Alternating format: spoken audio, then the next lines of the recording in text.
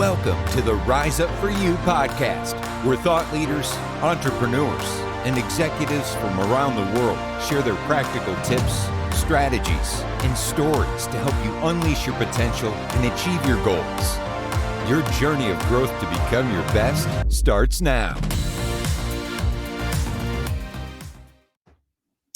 Hi, everyone. Thanks for joining us again here at the Rise Up For You podcast. I'm super thrilled to have Mara Glatzel as our guest today. So, Mara, we always like to start off the episode by asking you to tell us a little bit about yourself in your own words. So basically brag about you and the work that you do. Awesome. Well, thank you so much for having me. My name is Mara Glatzel, and I am an author and a coach and a podcast host. And really, I'm a needy human who helps other needy humans figure out how to identify, honor, and advocate for their needs. And have found that this is a conversation that reaches into every aspect of your life, from work to your relationships, because knowing what you need, knowing how to ask for what you need, are essential skills for having relationships that are rich in emotional intimacy and honesty and where your needs are met. Yeah, I'm very excited for this conversation, actually, because one of our superpowers is confidence here. We talk a lot about self-confidence and feeling enough. And I'm a firm believer that when you disrespect or not honor your needs, right, and your values, every time you do that, there's a little piece of you that you kind of chip away that dies, right? Your self-confidence, because internally you're not really respecting your needs and your values. So we can really dive deep into this. But I think I'm more curious just to start right now with, how did you get into this? Like one morning you woke up and said, like, I need to break this all down for people to understand their values and needs. Like, what's the story behind it? I'm curious. So I had been working, running my business and doing coaching around self-care for 7, 8 years when my first child was born. And at that point, I realized that so many people were having a hard time figuring out how to care for themselves because they didn't know what they needed. And that I myself didn't have a working vocabulary for how to express what I needed to other people. And we have a lot of roads to that. It may be that there wasn't space for your needs during your childhood, or, we quite literally don't have the vocabulary because we're not having these conversations. So we don't even know what we're allowed to ask for.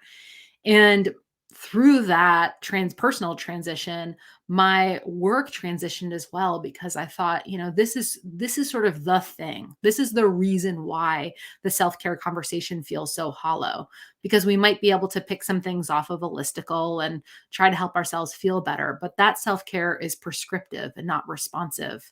And if we want to feel satisfied, if we want to reduce the stress that we carry in our bodies, if we want to feel well tended to, we have to figure out what we need, because that's how we can best use our energy, our time, our attention, to care for ourselves in the way that only we need, right?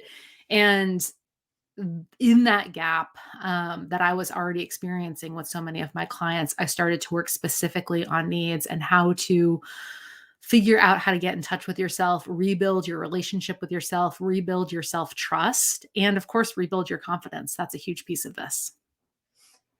So in a world that is constantly telling you what you need and how you should be and what you should have, how do you, like, what's the first step for an individual understanding, like what do I need? Not what Instagram tells me, not what social media is screaming at me that I need, not what, like, my friends and culture are telling me. How do we decipher what we need as an individual, opposed to, because I see this a lot with clients, and I'm sure you do too, opposed to people chasing what they think they need, and then they get there and they realize, nope, that's not what I needed this whole time, and then they chase again, nope, they spend their whole life chasing things they think they need, but it's not theirs, it's for other people, right? Or due to society. So where does somebody even start to understand them? I think the first thing is to realize that if that were going to work, that path that you so beautifully just laid out for us, if that were going to work, it would have worked already. And it's not working. It's not working for so many of us. And that's because a one size fit all approach is never going to soothe the ache or tend to our needs or make us feel well cared for. And this is really about building a conversation with yourself, building a relationship with yourself, and noticing that when you turn outward, when you look at, your friends or Instagram or the next listicle for what you should do, that might be an invitation for you to turn inward and to turn those questions towards yourself. And at the beginning, you may not get a lot of answers. But the more that you ask, the more attention that you place, the more that you work to foster that connection in your relationship with yourself, the more that your own answers will kind of come to the surface and begin to bridge that gap. It can be tricky because we are so well conditioned to look outside of ourselves for validation, for expertise, for guidance. And it is a sea change to begin to redirect that energy and that attention inward.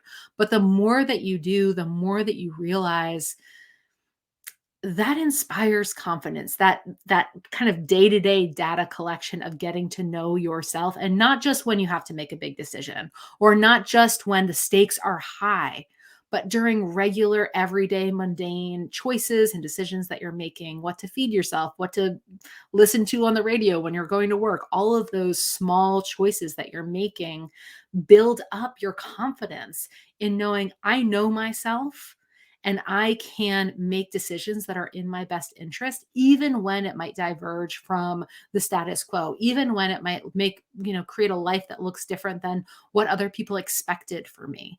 The more in touch that you are with your own inner guidance, the more confidence you're going to have to make those decisions on your own behalf. Yeah. I'm a firm believer of taking yourself out on dates, Mm-hmm. being diverse in your dates, because I think that's how you get to know yourself, right? Like I travel by myself to understand, like, oh, that was interesting when I was by Mm-hmm. myself and this happened, or I'll take myself out on a dinner date, right? How do I feel sitting by myself in a room with all these people that are, with couples and family? And I think just putting yourself in situations by yourself, you build a strong self-awareness of how you respond in these situations. And it's funny because oftentimes I get people that say, how do you sit and eat dinner by yourself? Aren't you embarrassed? I'm like, not at all, right? Because, it's a practice. But I'm curious for you, Mar, what are there any things that you do that help you just get more connected to yourself? Are there any like rituals or routines or anything that you can share with us? Yeah, so I have two little kids, a 3-year-old and a 6-year-old. So this season of my life is very busy and very noisy and chaotic, can be. And so one of my central practices is to take moments to step back, step outside, step into the bathroom, close the door, find myself 2 minutes of space to check in with how I'm doing. And I think we do underestimate the practice of checking in with ourselves. And it can be so powerful to take that time independent of whatever it is that's going on and just say, hey, how am I doing? And really, many of us know naturally how to build rapport. We know how to be in relationship. We know how to care and to understand the needs of the people in our lives. And so it's important to acknowledge that this is a transferable skill. And I'm asking you to transfer that skill into your relationship with yourself. So taking the time, asking questions, genuinely wanting to know the answer, and noticing almost like the same thing. You might be checking your battery on your phone. It's like, how am I doing? How much capacity do I have? What do I need right now? Do I need water? Do I need a snack? Do I need to get outside? Do I need some fresh air? Um, do I need a hug? Whatever that thing might be. But having that conversation with yourself and having that be a regular, multiple times during the day kind of conversation can really help.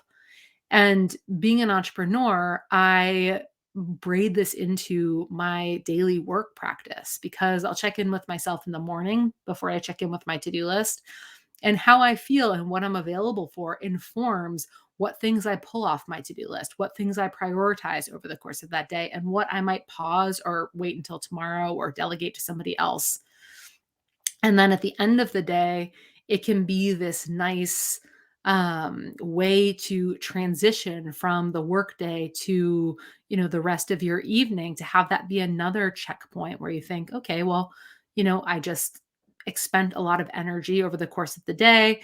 What do I personally need now in order to refill my cup so that I'm ready, able, and willing to take on my life tomorrow morning? Yeah. So you brought up something that's really important that I come across a lot that I want to touch upon. It's a little bit of a pivot, but I was recently on a podcast like last week talking about confidence and self-care. And the host asked me, okay, well, what about if you're a parent? Now, Mhm. I'm not a parent yet, not a parent yet, but I responded with, I think that absolutely, even if you're a parent, you need to be able to honor yourself and make time for yourself so that you can also be a great role model for your kids. But I said all that knowing that I'm not a parent. And we get this question a lot from people that all are parents. We often hear like, I'm too busy. I have two kids. I can't think about my needs. I can't think about myself. Like, it's not a priority right now. And I don't think that's the right way to go about it. But again, I would love to hear from somebody who is a parent that has a 3-year-old. And I think you said a 6-year-old. Is that right? Yeah. Can you have it all? Can you be a parent and take care of your kids and still take care of you? Which I think is an important message that we have to start, rewriting. Yeah. It's funny because I was doing self-care work before I had children, and people would say, sort of, so sweet, wait till you have kids. There go all of your beautiful self-care routines. But I have to say that since becoming a parent, my care is infinitely more important than it ever was before because I'm it. I'm, you know, at I am everything that my children need. I'm feeding them, I'm dressing them, I'm giving them a bath, I'm putting them to bed. I'm doing everything for them. I'm teaching them, hopefully, to the best of my abilities, how to emotionally regulate. I'm connecting with them. I'm helping them build their attachment style. This is big work and I care about it deeply. And I see myself as the vessel for that labor. So if I'm not in good working order, then I don't have anything available to be the kind of parent that I want to be. And is that always perfect? Absolutely not. I would say that this is a busy season of my life. I have two kids who are very high energy and very high need. And so I might not be, for example, traveling by myself. I haven't done that in a really long time, and I love doing that. That's definitely something I will do more of. But right now, that might look like going on, I don't know, an hour road trip or doing something that's on a smaller scale that's more infinitely accessible for me in this moment, but not stop taking care of myself. Because what I see with so many parents, and this is a pattern, it's not just for parents, we all do this, is I will take care of myself and I put my care on the other side of whatever this obstacle is. Mm. So, this project at work, this hard time in my life, my kid's childhood. I see this with so many people who will say, well, I'll take care of myself when they go to college, which that could be, you have two kids, that could be 25 years of Yeah, your life. 100%. And the pattern of always putting your care on the other side of something is so insidious because it's true. We can kind of batten down the hatches and go without for periods of time intentionally if we so desire, but we can't do that in the long haul. And if we are always putting ourselves on the other side of something, we will continue to find something to put our care on the other side of for eternity in our lives. Yeah. And so I think especially for parents, it's so important. You know, the more that I care about everything in my life, the more that I have to care about and for myself because I am the vessel for everything that I offer to, every moment of being of service, every moment of contribution that comes through me. And if I'm not in good working order, then what can I really offer anybody? Yeah, you're literally speaking the message of rise up for you, which is why it's called that. Rise up for you so that you can rise up and be your best Mhm. water, right? And if you have an empty bucket, then you have no water to give. So I love, and what I love about what you just said is maybe your self-care just looks different. So Yeah. not eliminating self-care, but like you said, instead of taking a 2-week trip, out of the country, maybe it's just an hour where you go to the yoga studio and you spend time with yourself. Maybe it's, a 20-minute walk. So not getting rid of the self-care, but making it work for you in a season that might be a little bit more abundant than Yeah. normal. So Absolutely. I love that. Mara, this has been a really great conversation. I want to jump into the power section of the Okay. interview. But first, I want you to tell us, where can we find you? Where can we connect with you on social media? If anybody wants to get in contact with you, how do we do that? Yeah, you can find me at maraglatzel.com. You can scoop up my book. It's called Needy: How to Advocate for Your Needs and Claim Your Sovereignty. And you can find me on Instagram at maraglatzel. Awesome. Thank you. Okay, power section time. Okay. So if today were your last day, in the world, what's one golden nugget or one final message you would want to leave with everyone? Your needs matter. And what would you say? I think I might know the answer to this, but what would you say is your number one value that's an absolute non-negotiable to you? Mm, Prioritizing joy and celebration. Love that. And lastly, as you know, we're the company Rise Up For You. What comes to mind for you when you hear that phrase? It makes me think about how if I don't have my own back, then everything in my life becomes unsustainable. And that the more that I'm able to stand by my own side and prioritize my care and really become an advocate for myself, the better everything that I'm pouring my energy into becomes. I love that. That's great.